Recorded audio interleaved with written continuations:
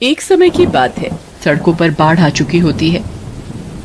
चिंटू का परिवार खुद को बचाने के लिए इधर उधर किनारा ढूंढने लगते हैं और फिर अचानक उनकी नजर एक लकड़ी के फट्टे पर पड़ती है। राजू और कमला जल्दी से राजू को लेकर उस फट्टे पर चढ़ जाते हैं। वो चारों तरफ देखते हैं कि हर जगह पानी ही पानी भरा हुआ है। हे भगवान, ये हमारे गांव का क्या हाल हो गया है। मैंने आज से पहले कभी ऐसी बारिश नहीं देखी, वो भी ऐसे मौसम में। हाँ जी, आप सही बोल रहे हो। ऊपर से तुषार की ऐसी हालत देखकर समझ नहीं आ रहा है कि इसे हुआ क्या है। इस हालात में तो डॉक्टर का मिलना भी मुश्किल है। राजू, कमला और तुषार अभी भी उस फट्टे के सहारे बचने की कोशिश कर रहे होते हैं। उनकी तरह कुछ और लोग भी बाढ़ से बचने की कोशिश कर रहे होते हैं और कोई छत पर बैठा होता है तो कोई उनकी तरह किसी फट्टे पर। तभी राजू और कमला की नजर तुषार के दोस्त चिंटू पर पड़ती है। वो अपने माँ बाप पंडित के साथ घर की ऊपर वाली मंजिल के छज्जे पर खड़ा होता है। उनका मकान बहुत ऊंचाई पर होता है, इसलिए वो बाढ़ के कहर से बचे हुए होते हैं। चिंटू जोर से तुषार की माँ को आवाज देता है, आंटी, आंटी, ये तुषार को क्या हुआ? ये ऐसे अकड़ा हुआ क्यों है? अरे आप लोग जल्दी से यहाँ आ जाओ। चिंटू के मम्मी पापा जल्दी से नीचे जाते हैं और तुषार और उसके माँ बाप को अपने साथ ऊपर मंजिल पर ले आते हैं। चिंटू के पापा एक पंडित होते हैं। वो तुषार को मंदिर के सामने एक बिस्तर पर लिटा देते हैं। ये तुषार की ऐसी हालत कैसे हो गई? क्या हुआ है इसे?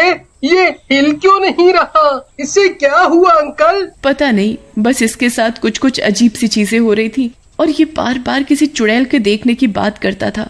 चिंटू बहुत घबरा जाता है और डर के मारे कांपने लगता है। चिंटू समझ जाता है कि तुषार की हालत ऐसी क्यों हो गई है। क्या हुआ बेटा, क्या बात है? अंकल, मैं आपको एक बात बताना चाहता हूँ। हाँ बेटा, बोलो। दरअसल जब मैं और तुषार स्कूल जा रहे थे तो रास्ते में हमें एक चुड़ैल ने पकड़ लिया था और तब से तुषार मुझे भी उसी चुड़ैल के दिखने की बात करता था। हे भगवान, चुड़ैल! ये बात तुमने हमें क्यों नहीं बताई बेटा? पापा, मैं डर गया था और मैंने कभी नहीं सोचा था कि तुषार की ऐसी हालत हो जाएगी। मुझे तो लगा था कि उस चुड़ैल से हमारा पीछा छूट गया और अब कभी दोबारा हम उस रास्ते से नहीं जाएंगे। पर एक बात समझ नहीं आई कि चिंटू को तो कुछ नहीं हुआ और तुषार की ऐसी हालत हो गई, जबकि उस चुड़ैल ने तो दोनों को पकड़ा था। हाँ जी, आप बिल्कुल सही बोल रहे हो। लगता है हनुमान जी के इस लॉकेट की वजह से चुड़ैल चिंटू को कुछ नुकसान नहीं पहुंचा पाई, जो मैंने मंत्र पढ़कर इसे पहनाया था। ओह, ये तो अच्छी बात है कि मैं इस लॉकेट के कारण बच गया।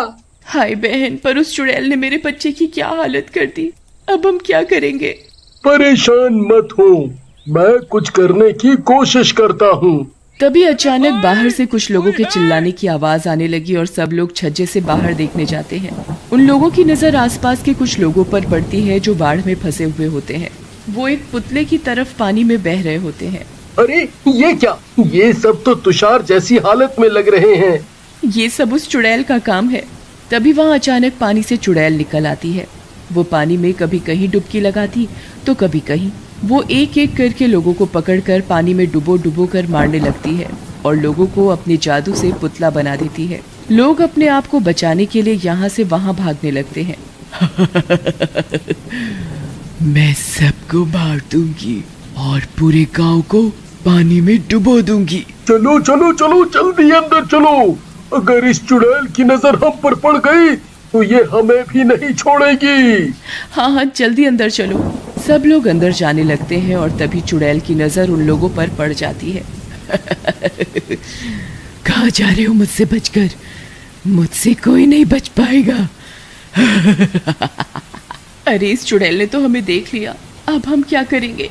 ये तो हमें भी मार डालेगी। चिंता मत करो, ये चुड़ैल हमारा कुछ नहीं बिगाड़ सकती क्योंकि हमारे गले में ये लॉकेट है। तो जल्दी ही मुझे 3 और लॉकेट पर मंत्र पढ़कर तुषार और उसके माँ बाप को पहनाने होंगे। हाँ जी, आप सही बोल रहे हो। जल्दी से सब लोग अंदर भागते हैं। चुड़ैल भी तैरती हुई उनके घर में घुस जाती है। चारों तरफ पानी ही पानी होता है। फिर सीढ़ियों के रास्ते से तैरती हुई ऊपर वाली मंजिल पर जाने लगती है जहाँ घर के सभी लोग होते हैं। जैसे जैसे चुड़ैल ऊपर जाने लगती है उसके साथ पानी भी बढ़ने लगता है। दूसरी ओर पंडित जी 3 लॉकेट लेकर आते हैं और उस पर मंत्र पढ़ने लगते हैं। उनका मंत्र पूरा भी नहीं हुआ होता और जब तक चुड़ैल उनके सामने आ खड़ी होती है। आप कहाँ जाओगे मुझसे बचकर? सब लोग डर के मारे चिल्लाने लगते हैं, पर पंडित जी के मंत्र नहीं रुकते। वो लगातार मंत्रों का जाप करते रहते हैं। चुड़ैल उनके करीब आती जा रही होती है और पंडित जी और जल्दी जल्दी मंत्र पढ़ने लगते हैं। चुड़ैल तुषार की तरफ बढ़ने लगती है। पंडित जी के मंत्र पूरे हो चुके होते हैं और वो चुड़ैल के हाथ लगाने से पहले ही तुषार को वो लॉकेट पहना देती है। और जैसे ही वो तुषार की गर्दन पकड़ने लगती है, तभी चुड़ैल को अचानक एक जोर से झटका लगता है और वो पीछे जाकर गिरती है। उसके बाद पंडित जी जल्दी से तुषार के माँ बाप को भी वो लॉकेट पहना देते हैं। ये क्या कर रहे हो तुम लोग मुझसे बच नहीं पाओगे, मुझसे कोई नहीं बच पाएगा। मैं सबको मार दूंगी, मैं पूरे गांव को पानी में डुबो दूंगी। तुमने आखिर गांव के सभी लोगों को पुतला क्यों बना दिया है? आखिर ऐसा करने से तुम्हें क्या हासिल होगा? शांति, मेरी आत्मा को शांति मिलेगी जो कब से भटक रही है इस गांव में। पर ऐसा करने से तुम्हें कैसे शांति मिल सकती है? क्योंकि तभी मेरा बदला पूरा होगा, और जब मेरा बदला पूरा होगा तभी मुझे शांति मिलेगी। लेकिन हमने तो कभी तुम्हारा बुरा नहीं किया, तो कैसा बदला? किया है, सबने किया है। पिछले साल जब बहुत तेज बारिश हुई थी तो मेरा पूरा घर उसमें डूब गया, क्योंकि मेरा छोटा सा घर गांव के सबसे नीचे के हिस्से में बना हुआ था। मैं सामान बेचने शहर गई थी और जब वापस आई तब देखा कि मेरा घर आधा पानी में डूबा हुआ है और आसपास पानी ही पानी है। मेरा सब कुछ उसमें डूब गया था। मेरी अपाहिज माँ और मेरा 2 साल का छोटा भाई उस घर में फंसे हुए थे और डूबने लगे थे। मेरे घर के चारों ओर मैंने घर घर जाकर सबसे भीख मांगी, पर किसी ने भी मेरी मदद नहीं की।